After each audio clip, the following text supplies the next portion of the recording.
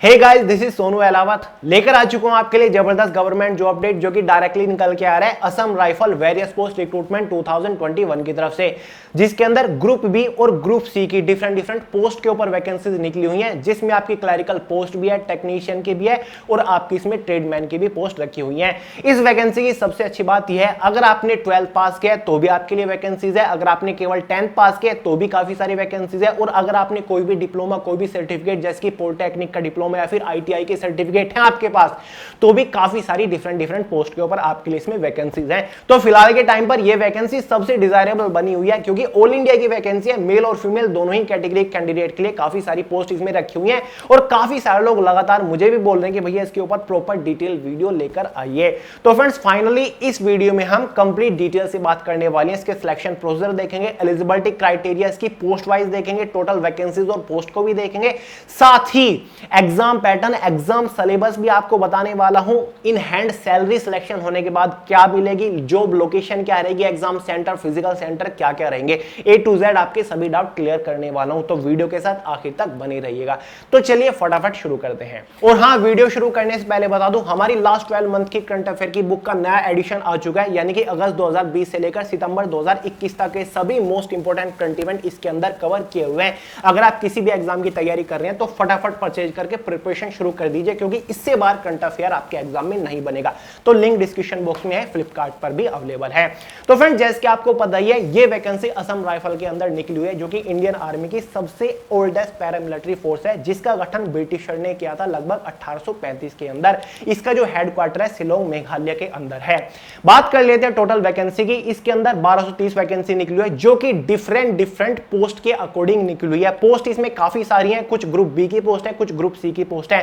Post आपको बता दूं, जैसे कि क्लरिकल पोस्ट है, क्लर्क की पोस्ट है, जिसको इसमें हवलदार कहा हुआ है, पर्सनल असिस्टेंट की पोस्ट है, वारंट ऑफिसर इसमें कहा हुआ है, और काफी सारी ट्रेडमैन की, प्लम्बर की, व्हीकल, साथ ही व्हीकल मैकेनिक की पोस्ट है, barber, electrician, electrical, bridge road जो कि ग्रुप की बी की पोस्ट है, नायब सूबेदार, और भी डिफरेंट पोस्ट है, सफाई कुक, मसालची, बहुत सारी डिफरेंट पोस्ट है। इसके लिए आपको इसका ऑफिशियल नोटिफिकेशन देखना पड़ेगा। तो टोटल वैकेंसी पोस्ट के अकॉर्डिंग डिवाइड की हुई है, और साथ ही स्टेट के अकॉर्डिंग डिवाइड की हुई है कि कौन से स्टेट के अंदर कौन सी पोस्ट के ऊपर कौन सी कैटेगरी की कितनी वैकेंसी निकली हुई है। तो उसी के अकॉर्डिंग आपको इसका फॉर्म अप्लाई करना है कि भाई मैं यूपी से बिलोंग करता हूं, तो यूपी में क्लर्क की पोस्ट के लिए कितनी पोस्ट जनरल कैटेगरी रखी गई है। तो इसके अकॉर्डिंग आप प्रॉपर चेक करिएगा, और तब इसका आप फॉर्म अप्लाई कर सकते हैं। फॉर्म ऑनलाइन ही अप्लाई होंगे। बात कर लेते हैं भाई पोस्ट वगैरह के बारे में, एजुकेशन क्वालिफिकेशन के बारे में आगे बात करेंगे, पहले डेट्स के बारे में बात कर लेते हैं। फॉर्म इसके ऑलरेडी स्टार्ट हो चुके हैं। फॉर्म 11 सितंबर से स्टार्ट हो चुकी है। कल से फॉर्म की जो लास्ट डेट है वो आपकी 25 अक्टूबर 2021 है। इसको असम राइफल की रैली भी कहा हुआ है, क्योंकि 1 दिसंबर से रैली स्टार्ट हो जाएगी, यानी कि पीएसटी पीटी आपका स्टार्ट हो जाएगा। ठीक है। फॉर्म फीस जो इसमें रखी गई है, ग्रुप सी की पोस्ट के लिए केवल 100 फॉर्म फीस रखी गई है, और ग्रुप बी की जो पोस्ट है, यानी कि जो आपकी इसमें ब्रिज रोड फिटर की पोस्ट है, वो केवल आपके 200 रुपए उसके लिए रखी गई है। बात कर लेते हैं भाई इसके एज लिमिट के बारे में। तो क्लरिकल पोस्ट जैसे कि पर्सनल असिस्टेंट हो गया, साथ ही क्लर्क पोस्ट हो गया, उनके लिए तो जनरल कैटेगरी की 18 से 25 साल इसमें एज लिमिट रखी गई है। बाकी जितनी भी ट्रेडमैन वगैरह की पोस्ट है, उनके लिए 18 से 23 साल आपकी एज लिमिट रखी गई है। जनरल कैटेगरी की बात कर रहा हूं, और जो आपकी कैलकुलेट होगी वो 1 अगस्त 2021 तक आपकी एज कैलकुलेट होगी। बाकी जो रिजर्व्ड कैटेगरी है, ओबीसी, एसटी, एससी, उनको अपनी कास्ट का प्रॉपर एज में रिलैक्सेशन देखने को मिल जाएगा। ओबीसी वालों को 3 साल का, एसटी, एससी वालों को 5 साल का देखने को मिल जाएगा। क्वालिफिकेशन के बारे में बात करें, जो हमारी हवलदार यानी कि क्लर्क की पोस्ट है, उसके लिए अगर आपने 12th पास किया है तो आप क्लर्क वाली पोस्ट के लिए एलिजिबल है। सबसे ज्यादा वैकेंसी भी शायद इसमें ही रखी हुई है। पर्सनल असिस्टेंट की जो पोस्ट है, अगर आपने 12th पास किया तो आप उसके लिए एलिजिबल है, फॉर्म अप्लाई कर सकते हैं। क्लर्क पोस्ट के लिए साथ साथ आपको टाइपिंग भी आनी चाहिए, जिसमें या तो इंग्लिश की आनी चाहिए 35 वर्ड पर मिनट, या फिर हिंदी की 30 वर्ड पर मिनट की स्पीड होनी चाहिए। अगर आपको फिलहाल टाइपिंग नहीं आती फिर भी आप फॉर्म अप्लाई कर सकते हैं, क्योंकि टाइपिंग टेस्ट आपका फिजिकल रिटन एग्जाम के बाद होगा, यानी कि आपको टाइपिंग की प्रैक्टिस करने के लिए मौका मिल जाएगा। पर्सनल असिस्टेंट में 12th पास, इसमें जो आपका स्किल टेस्ट होगा उसमें आपका स्टेनोग्राफी टेस्ट होगा, यानी कि 80 वर्ड पर मिनट शॉर्ट हैंड की स्पीड आपकी होनी चाहिए, हिंदी या फिर इंग्लिश की। अगर स्टेनो नहीं आती फिर भी अप्लाई कर सकते हो, क्योंकि आपका जो स्किल टेस्ट होगा वो एग्जाम के बाद होगा, पहले पीएसटी एग्जाम वगैरह होंगे। ठीक है। बाकी जितनी भी पोस्ट है आपकी ट्रेडमैन की पोस्ट है, उनके ट्रेड के अकॉर्डिंग इसमें एजुकेशन क्वालिफिकेशन रखा हुआ है। फॉर एग्जांपल जैसे कि लाइनमैन फील्ड की एक पोस्ट है, उसके लिए एज लिमिट भी 18 से 23 साल है। अगर आपने 10th पास किया है और लाइनमैन इलेक्ट्रीशियन में ITI का सर्टिफिकेट है तो आप फॉर्म अप्लाई कर सकते हैं। For example bridge and road की इसमें एक पोस्ट है, ये ग्रुप बी की पोस्ट है, 18 से 23 साल एज लिमिट है। अगर आपके पास 3 ईयर का सिविल में कोई इंजीनियरिंग डिप्लोमा यानी कि पॉलिटेक्निक वगैरह है तो आप ब्रिज एंड रोड वाले के लिए फॉर्म अप्लाई कर सकते हैं। बाकी बार्बर की पोस्ट है, कुक की पोस्ट है, मसालची की पोस्ट है, सफाई की पोस्ट है, इनमें केवल 10th पास मांगा गया है, 18 से 23 साल एज लिमिट है, ठीक है। यानी कि 10th पास, डिप्लोमा, सर्टिफिकेट और 12th पास वालों के लिए भर भर के वैकेंसी इसके अंदर रखी हुई है। बाकी जितनी भी पोस्ट बच गई है मैंने आपको नहीं बताई क्योंकि वीडियो बहुत लंबा हो जाएगा। आप नोटिफिकेशन चेक कर लीजिएगा, लिंक डिस्क्रिप्शन बॉक्स में, सभी डाउट क्लियर हो जाएंगे। सिलेक्शन प्रोसीजर की बात करते हैं, यानी कि फॉर्म जब आप अप्लाई कर दोगे तो फाइनल सिलेक्शन लेने तक आपको किस किस स्टेज से होकर गुजरना पड़ेगा। तो टेक्निकली अगर देखा जाए तो इसमें आपकी 4 स्टेज होंगी। पहली स्टेज में आपका PST PT physical standard test, physical efficiency test, जिसमें आपकी रनिंग वगैरह, हाइट, चेस्ट, वेट मेजर होगा।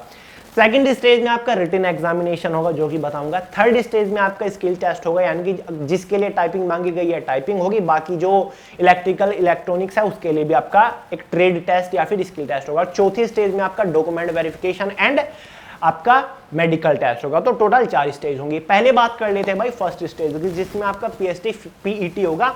अकॉर्डिंग टू नोटिफिकेशन ये कहा गया है कि 1 दिसंबर से आपका PST और PET स्टार्ट हो जाएगा। अब PST PET जो होगा वो मेल कैंडिडेट के लिए और फीमेल कैंडिडेट के लिए अलग अलग मेजरमेंट रखी हुई है और पोस्ट के अकॉर्डिंग रखी गई है। सबसे पहले क्लर्क और पर्सनल असिस्टेंट की पोस्ट को ले लेते हैं। इन दोनों पोस्ट के लिए मेल कैंडिडेट के लिए जो हाइट मांगी गई है वो केवल 165 मांगी गई है, ठीक है। OBC, जनरल और SC कैटेगरी के लिए। फीमेल कैंडिडेट के लिए क्लर्क और पर्सनल असिस्टेंट के लिए 155 सेंटीमीटर हाइट मांगी गई है। वहीं पर मेल कैंडिडेट की चेस्ट जो मांगी गई है जनरल की 77 सेंटीमीटर मांगी गई है और आफ्टर एक्सपेंशन 5 सेंटीमीटर का आपको देना है, 82 मांगी गई है। ST कैटेगरी वालों के लिए हाइट यहाँ पर क्लर्क और PA के लिए 162.5 ही मांगी गई है, ठीक है। ये बात करी मैंने क्लर्क और PA वाली पोस्ट के लिए। बाकी जो आपकी अदर पोस्ट है, ट्रेडमैन की पोस्ट है, इलेक्ट्रिकल इलेक्ट्रॉनिक्स, बाकी जो अदर पोस्ट है पोस्ट के अकॉर्डिंग है। फॉर एग्जांपल मैं आपको बता दूं जैसे कि आपकी ट्रेडमैन की पोस्ट है, जैसे कि बार्बर, कुक वगैरह हो गया, इनके लिए जो हाइट मांगी गई है मेल कैंडिडेट के लिए 170 सेंटीमीटर है। जनरल की मैं बात कर रहा हूं, OBC और SC कैटेगरी की। ST कैटेगरी को रिजर्वेशन मिल जाता है, उनकी हाइट 162.5 सेंटीमीटर है। वहीं पर चेस्ट जो मांगी गई है 80 to 85 मांगी गई है मेल जनरल ट्रेडमैन की पोस्ट के लिए, ठीक है। बाकी आपको नोटिफिकेशन चेक करना पड़ेगा क्योंकि माइनर डिटेल अगर मैं आपको बताने लग गया तो वीडियो 1 घंटे का हो जाएगा, ठीक है। ये तो कॉमन सी चीज है, आपको पता भी होगा इतनी, ठीक है। तो बात कर लेते हैं, पहले आपका मेजरमेंट होगा, उसी दिन आपका सेम डे पर सेम फील्ड पर आपका PT फिजिकल इफिशिएंसी टेस्ट होगा जिसमें आपकी रनिंग होगी। मेल कैंडिडेट के लिए जो आपकी रनिंग रखी गई है ऑल इंडिया के कैंडिडेट के लिए, लद्दाख वालों को हम छोड़ रहे हैं फिलहाल। 5 किलोमीटर आपको दौड़ लगानी होगी। मेल कैंडिडेट की बात कर रहा हूं, 24 मिनट में आपको दौड़ कंप्लीट करनी होगी। वहीं पर फीमेल कैंडिडेट को 1600 मीटर दौड़ लगानी होगी जो कि आपको 8.5 मिनट में कंप्लीट करनी है। लद्दाख वालों को थोड़ा सा रिजर्वेशन है, वहां पर मेल कैंडिडेट को 1600 मीटर दौड़ 6.5 मिनट में कंप्लीट करनी है, फीमेल कैंडिडेट को 800 मीटर की दौड़ 4 मिनट में कंप्लीट करनी है। ये बात करी मैंने लद्दाख वालों की, केवल लद्दाख यूनियन टेरिटोरी की, और बाकी ऑल इंडिया वालों की मैंने आपको पहले बता दी 5 किलोमीटर 24 मिनट में। क्लियर है? तो भाई PST हो गया। PST PT केवल क्वालिफाइंग नेचर है, कोई भी एक्स्ट्रा मार्क्स नहीं दिया जाएगा, केवल क्वालिफाई करना है। PST PT के बाद आपको बुलाया जाएगा रिटन एग्जाम के लिए, ठीक है, जो कि आपका एक ऑफलाइन OMR बेस्ड एग्जाम होगा। काफी सारे लोगों के डाउट आ रहे हैं कि भैया नोटिफिकेशन में एग्जाम सिलेबस, एग्जाम पैटर्न कुछ भी नहीं दिया है। बिल्कुल नहीं दिया है तो बहुत बड़ी प्रॉब्लम क्रिएट हो जाएगी। फॉर्म अप्लाई कर देंगे तो तैयारी कैसे करेंगे, क्योंकि एग्जाम पैटर्न का हमें नहीं पता, क्या क्या पढ़े। देखिए प्रॉब्लम है, थोड़ा दिमाग से सोचिए, ठीक है, थोड़ा माइंड का इस्तेमाल करिए, थोड़ा स्मार्ट वर्क करेंगे यहां पर हम। असम राइफल एक पैरामिलिट्री फोर्स है, CISF CRPF भी एक पैरामिलिट्री फोर्स है। असम राइफल सबसे पुरानी पैरामिलिट्री फोर्स है।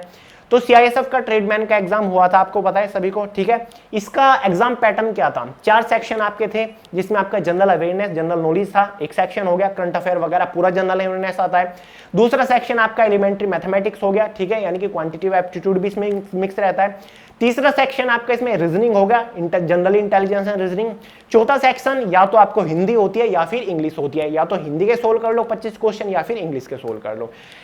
असम राइफल के एग्जाम में ये तो दिया हुआ है कि 100 क्वेश्चन आएंगे 100 मार्क्स के अंदर, ठीक है, ये नहीं दिया कि कौन से सेक्शन से कितने कितने क्वेश्चन आएंगे। तो according to me, according to my analysis previous, हर सेक्शन से, जो 4 सेक्शन मैंने आपको बताए, इन चारों सेक्शन से 25-25 क्वेश्चन आएंगे 100 मार्क्स के अंदर, 100 क्वेश्चन आएंगे।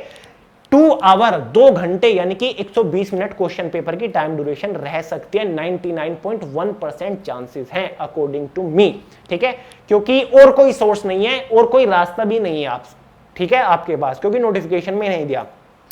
फिलहाल प्रिपरेशन करना शुरू करिए। कोई भी एग्जाम हो, कॉम्पिटिटिव एग्जाम का जो मेन सिलेबस होता है ना, वो ये होता है, इन सब्जेक्ट के ऊपर फोकस करिए। सीआईएसएफ ट्रेडमैन का जो सिलेबस है उसको फोकस करिए।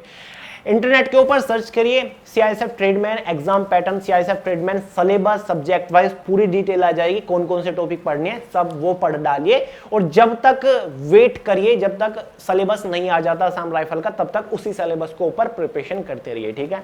एग्जैक्ट सिलेबस एग्जाम में वही मिलेगा, देखिएगा, ठीक है। अब इसके नोटिफिकेशन में एक और बात कही हुई है कि जनरल कैटेगरी वालों के लिए 35% मार्क्स लाने होंगे, तब आप एग्जाम में क्वालिफाई हो पाओगे थर्ड स्टेज के लिए। और एसटी एससी ओबीसी वालों को 33% लाने होंगे। और एक और इंपॉर्टेंट पॉइंट ऐड करना चाहूंगा, जिनके पास एनसीसी का सर्टिफिकेट है, ए हो, बी हो, ग्रेड सी हो, तीनों कैटेगरी वालों को इसमें 5 मार्क्स एक्स्ट्रा मिलेंगे। जिसके पास एनसीसी ग्रेड सी है उसको 5 मार्क्स मिलेंगे, बी वालों को 3 मार्क्स एक्स्ट्रा मिलेंगे एग्जाम में, और सी वालों ए वालों को 2 मार्क्स एक्स्ट्रा मिलेंगे। क्लियर? तो मैंने आपको एग्जाम की क्वालिफाइंग मार्किंग बता दी। जनरल ईडब्ल्यूएस वालों के लिए 35% और 33% एसटी एससी और ओबीसी कैटेगरी वालों के लिए। अगर इतने मार्क्स आप ला पाते हैं एग्जाम में तो आप स्किल टेस्ट के लिए क्वालिफाई कर जाओगे। स्किल टेस्ट देखिए क्या होगा, जैसे कि हमारी क्लर्क और पीए वाली पोस्ट है, क्लर्क के लिए आपकी टाइपिंग मांगी गई है, इंग्लिश में 35 वर्ड पर मिनट होनी चाहिए या फिर हिंदी में 30 वर्ड पर मिनट, चॉइस होती है, कोई भी एक कर सकते हो। आपको टाइपिंग करके दिखानी होगी कंप्यूटर के ऊपर, 10 मिनट का आपको टाइम दिया जाएगा, आपको वर्ड टाइप करने होंगे, ठीक है। पीए वाली के लिए आपको शॉर्ट हैंड लिखनी होगी 80 वर्ड पर मिनट की स्पीड से, ठीक है। बाकी जो आपकी अदर पोस्ट हैं, जैसे कि आपकी इसमें टेक्नीशियन की पोस्ट हो गई, इलेक्ट्रीशियन की पोस्ट हो गई, वहां पर आपके ट्रेड के अकॉर्डिंग आपको काम करके दिखाना होता है। जैसे कि इलेक्ट्रीशियन की है तो उसको एसी डीसी करंट वगैरह की समझ होनी चाहिए, ठीक है, यानी कि बेसिक नॉलेज होनी चाहिए उसको अपने ट्रेड की। वहां पर ये सभी चीजें आपको प्रैक्टिकली करके दिखानी होती है, बेसिक होता है, ज्यादा कुछ नहीं होता। और जो स्किल टेस्ट होगा किसी भी पोस्ट के लिए वो क्वालिफाइंग नेचर होगा, उसके लिए कोई भी मार्क नहीं दिया जाता। अगर आप ट्रेड टेस्ट को भी क्वालिफाई कर लेते हो या फिर स्किल टेस्ट जिसको बोलते हैं क्वालिफाई कर लेते हो, फिर आप एंट्री मारोगे 4th स्टेज में। लेकिन सस्पेंस ये है कि 4th स्टेज जो कि मेडिकल और डॉक्यूमेंट वेरिफिकेशन होगा, उसमें जाने से पहले आपके मार्क्स के अकॉर्डिंग एक हल्की सी कट ऑफ ये बनाएंगे, क्योंकि वो एक तरीके से फाइनल कट ऑफ हो जाएगी, एक तरीके से वो फाइनल सिलेक्शन आपका डिसाइड करेगा। यानी कि जो लोग बिल्कुल श्योर हो जाएंगे कि हाँ ये तो सिलेक्ट है, उन्हीं का ही मेडिकल टेस्ट होगा, उन्हीं का ही डॉक्यूमेंट वेरिफिकेशन होगा। ये किस बेसिस पर होगा, टोटल नंबर ऑफ वैकेंसी कितनी है, 1200, मतलब जिस पोस्ट के लिए जितनी वैकेंसी है, जिस पोस्ट के लिए आप क्वालिफाई हुए हो, उस पोस्ट के 4 गुना कैंडिडेट को क्वालिफाई किया जाएगा। यानी कि इसी के अकॉर्डिंग कट ऑफ बनाई जाएगी कि वैकेंसी के 4 गुना कैंडिडेट को क्वालिफाई करेंगे ये लोग, जो कि मेडिकल में जाएंगे, जो कि डॉक्यूमेंट वेरिफिकेशन में जाएंगे, ठीक है। समझिए किस तरीके से कट ऑफ बनेगी। यानी कि आपका फाइनल सिलेक्शन जो होगा वो आपके एग्जाम के मार्क्स के अकॉर्डिंग होगा, क्योंकि एक कट ऑफ बनाएंगे लोग, तभी आपका फाइनल सिलेक्शन होगा जिस पोस्ट के लिए आपने फॉर्म अप्लाई किया है। अब देखें यहां पर आप डिफरेंट पोस्ट के लिए भी फॉर्म अप्लाई कर सकते हैं। एक बंदा एक से ज्यादा पोस्ट के लिए अप्लाई कर सकता है अगर वो एलिजिबल है। फॉर्म आपको अलग अलग अप्लाई करना पड़ेगा, यानी कि क्लर्क के लिए अलग, पीए के लिए अलग कर दिया, या फिर ट्रेडमैन वाली पोस्ट के लिए अलग कर दिया, ठीक है। इस तरीके से अलग अलग करना पड़ेगा। एग्जाम सेंटर की बात करें तो एग्जाम जो आपका होगा या फिर पीएसटी पीटी होगा, वो आपका असम के अंदर होगा या फिर मेघालय के अंदर होगा। इन्हीं 2 स्टेट के अंदर आपका एग्जाम होगा। ऑल इंडिया से कैंडिडेट यहां पर एग्जाम देने आएंगे और आ सकते हैं, क्योंकि पोस्ट बढ़िया है। अब बात कर लेते हैं सिलेक्शन होने के बाद इनिशियल इन हैंड सैलरी आपको क्या मिलेगी।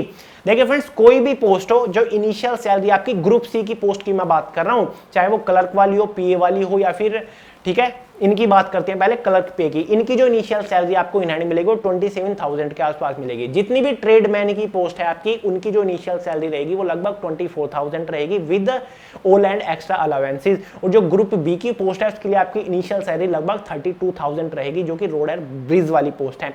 मैक्सिमम सैलरी वर्क करते रहोगे इंक्रीज होती रहेगी, पोस्ट भी आपकी इंक्रीज होती रहेगी, जो आपकी सैलरी हो जाएगी मैक्सिमम, अगर उसी पोस्ट के ऊपर आप बने रहते हो और काम करते हो तो आपकी सैलरी हो जाएगी लगभग 75,000 के आसपास। लेकिन अगर आपका प्रमोशन हो रहा है टाइम टू टाइम, प्रमोशन के चांसेस काफी होती है, ऐसा सुना है मैंने, तो आपकी सैलरी पोस्ट के रैंक के अकॉर्डिंग इंक्रीज होती चली जाएगी। अब जो प्रोफाइल के बारे में आपको डाउट होना ही नहीं चाहिए, जो हवलदार कलर की पोस्ट है, कलर की पोस्ट है, ऑब्वियसली आपको ऑफिस सेक्शन के अंदर रहकर कंप्यूटर के ऊपर काम करना है। पीए की पोस्ट है, एज आप किसी बड़े ऑफिसर के पर्सनल असिस्टेंट के तौर पर काम करोगे, ऑफिस सेक्शन के अंदर रहकर ही काम करोगे, कॉन्फ्रेंस रूम के अंदर रहकर काम करोगे। बाकी जो ट्रेड की पोस्ट है, इलेक्ट्रिकल, इलेक्ट्रॉनिक्स, व्हीकल मैकेनिक, तो ट्रेड से ही पता चल रहा है कि किस लेवल की आपकी जॉब प्रोफाइल होगी। मैकेनिक की पोस्ट है तो मैकेनिक का काम आपको करना पड़ेगा, व्हीकल मैकेनिक का, इलेक्ट्रिक की पोस्ट है तो इलेक्ट्रीशियन का काम करना पड़ेगा, बार्बर की पोस्ट है तो बार्बर का काम है, प्लम्बर की पोस्ट है तो प्लम्बर का काम करना पड़ेगा, सफाई कर्मचारी की पोस्ट है तो सफाई का काम करना पड़ेगा। तो भाई पोस्ट तो ट्रेड यहां पर बता रहा है। और बाकी आपकी वो क्या रहेगा, मतलब सॉरी, जो जॉब लोकेशन रहेगी वो आपकी 7 सिस्टर जो स्टेट है हमारे, असम हो गया, मेघालय हो गया, नागालैंड हो गया, ज्यादातर इधर ही आपकी पोस्टिंग होगी। ठीक है, ये उम्मीद मत कर लीजिएगा कि आपकी जो पोस्टिंग वो मध्य प्रदेश में हो गई, आपकी पोस्टिंग दिल्ली में हो गई। ठीक है, क्योंकि हेडक्वार्टर इसका मेघालय शिलोंग के अंदर है। तो जो हमारे 7 सिस्टर स्टेट्स हैं, ठीक है, यानी कि जो ईस्टर्न स्टेट हैं, वहीं पर आपकी पोस्टिंग होगी, वहीं पर आपकी जॉब लोकेशन रहेगी। तो भाई ये पूरा फंडा है असम राइफल 1230 वैकेंसी का। वैकेंसी आ चुके हैं, फॉर्म आप अप्लाई कर सकते हो, मेल फीमेल के लिए यहाँ पर वैकेंसी रखी गई है। एक वीडियो ऑलरेडी प्रोवाइड कर दी थी और वो देख लीजिएगा, और बाकी इस वीडियो में तो कंप्लीट डिटेल है, बाकी नोटिफिकेशन में डिटेल दी हुई है। तो चलिए फ्रेंड्स, इस वीडियो में इतना ही था। वीडियो पसंद आए हो लाइक करिएगा, कोई भी डाउट रह गया हो तो कमेंट करके पूछ सकते हैं, कमेंट का आंसर करूंगा। इंस्टाग्राम के ऊपर फॉलो कर सकते हो, सोनू अहलावत के नाम से मिल जाऊंगा। दोस्तों के साथ वीडियो को शेयर करिएगा, चैनल को सब्सक्राइब करना मत भूलिएगा। मिलते हैं अगली वीडियो में बहुत जल्द, तब तक के लिए जय हिंद।